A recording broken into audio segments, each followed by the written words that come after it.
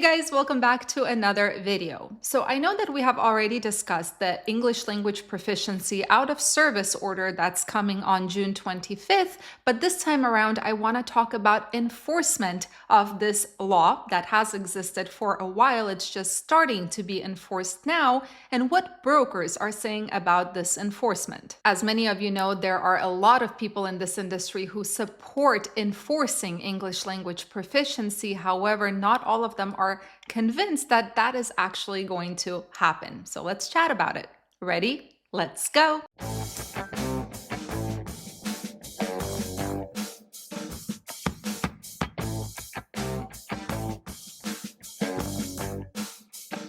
All right, so right off the bat, I want to start with what RXO, a pretty sizable brokerage, has said because they are one of the few brokers who have actually commented on this. According to FreightWaves, RXO officials believe that the requirement for English language proficiency is going to have a significant impact on trucking capacity. Now, if you were to ask RXO, how many people do you think would not be able to pass the ELP rule? They estimate anywhere between 5 to 15%. However, according to other trucking industry professionals, especially drivers who are out on the road and interact with folks all the time, they say it's closer to 30%. The only question left is, will this actually be enforced? And as RXO and many other people in this industry have said, yes, it will be enforced, but it's going to be spotty. For example, states like Arkansas, Oklahoma, Texas, Mississippi, Louisiana, Tennessee,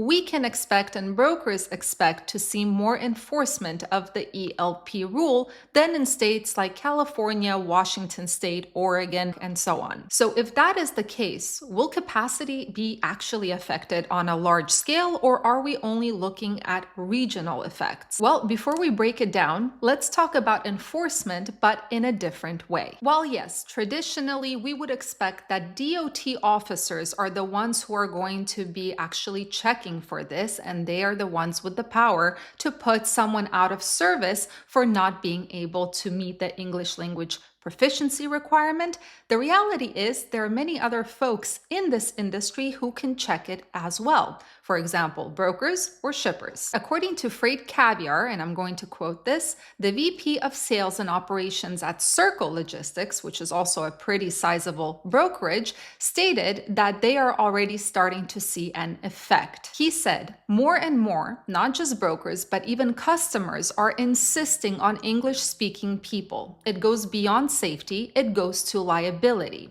Now, he further states that some contracts are actually starting to get modified. And they are starting to include fines or even refusal to pay if a non-English speaker shows up at the docks. Now, at first, I thought, and I think many people were of the same opinion, that shippers cared about English proficiency, shippers, receivers, customers cared about English proficiency simply because they did not want to risk their product getting stuck on a truck that would be put out of service. But it actually goes much deeper than that. There is a liability as well, and what this refers to is if a shipper or receiver knowingly loads a truck that is operated by someone who does not meet this new federal law, they could be held liable for loading that truck. And this is a risk that they simply don't want to take. Now, I have already shared with you guys that I have seen countless times where a broker will not send me a rate con until they get to speak to my driver and make sure that my guys speak English proficiently. And from what I'm hearing, more and more people in this industry are starting to experience just that.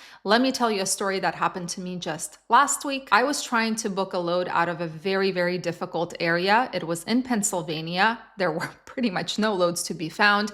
I found a load that fit what I was looking for, called the broker, but someone from her team ended up covering that load with someone else while I was on the phone with that broker. Within 20 minutes, that broker called me back and asked me if we're still available, if the truck is still available, and if my guy can speak English. Basically, they had to cancel the load with the initial carrier because the driver did not have that English language proficiency and they just did not want to take the risk. So that's how we ended up grabbing that load. All right, now let's theorize a little bit and talk about the potential chain reaction we can see on trucking capacity. Again, this is my theory, so you tell me whether you agree or disagree. Number one, I 100% agree that enforcement of English language proficiency is going to be spotty depending on region and state. At first, this is going to scare people away, at least until a pattern forms and people start finding out where is this English language proficiency being enforced and where it isn't. But before that pattern forms, there is going to be a period of fear of taking the risk, fear from carriers as well as fear from brokers. Now, in a few months, what's going to end up happening, in my opinion, is as people start becoming aware of where this is enforced and where it is not, the market will ultimately try to adapt. We're going to see that brokers are not going to be likely to ask about English language proficiency on certain lanes where the enforcement of it is unlikely. But we'll talk about this more in a minute. Another thing that I see happening, and it's not just me, a lot of people discuss it, is greed. If shippers and brokers are predominantly the ones that are virtually curbing capacity because they're requiring English language proficiency before sending a rate confirmation, eventually it will lead to having to pay more for the freight. Then the question is, will brokers and shippers choose to risk it in order to save money? This is a big question, and many have said that brokers are going to stop being picky the moment that it starts hitting their wallets. However, regardless of whether enforcement is spotty, and regardless of whether shippers and brokers decide to say, you know what, screw it, I would rather pay less to the carrier and take the risk of this truck being put out of service, one thing that no one can deny is that capacity is going to be curbed anyway. Now, why do I say this? Because regardless of the fact that ELP enforcement might be spotty, what we're going to start seeing is that those that cannot pass this requirement are going to be forced to stay within certain regions and areas in order not to be placed out of service. Let me give you an example. There are many carriers out there that rely on being able to run coast to coast. This is how they retain their drivers because they provide more miles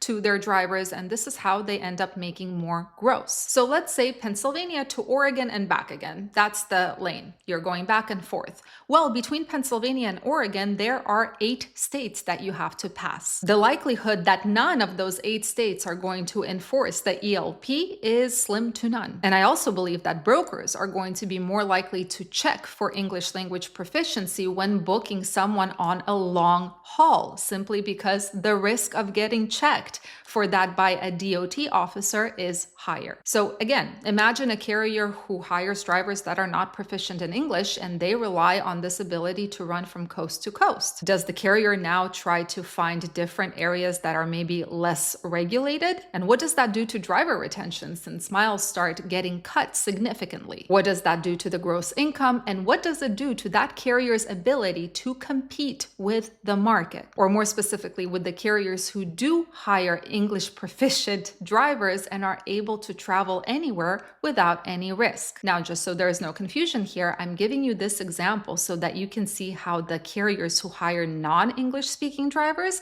are not going to be able to compete anymore. So considering all of that, I think that the ELP out of service order is going to have some effect on capacity. However, I think the bigger effect is going to come indirectly by making it very difficult for certain carriers to compete. Now, this scenario that I gave you is if we assume that there is spotty enforcement of this law. If there is more consistent enforcement, then we're going to see capacity decrease at a faster rate. Another thing it depends on is what is the enforcement going to look like? How uncomfortable are they going to make it for the carrier? So for example, if the repercussion is that when you are placed out of service for English language proficiency, you as a carrier have to send a different driver to complete that load, a driver who does speak English, there's going to be a pretty significant impact on capacity capacity because no one will want to deal with that and risk that happening. So yeah, this is what I wanted to share with you guys. There's still a lot of question marks. We don't know how exactly this is going to be enforced. We don't know about the consistency of enforcement across the US, but something that I see is that regardless of how it is enforced, capacity will decrease both directly because of out of service orders or fear of getting an out of service order, or indirectly because the carriers that are not following this law will simply not be able to compete with those carriers that do follow the law. What do you guys think? And also a question for you. Are you seeing more and more brokers enforcing this English language proficiency? Because in our case, this is happening constantly. The brokers always want to talk to my guys to make sure that they are able to communicate in the English language. So curious to hear what your experiences have been.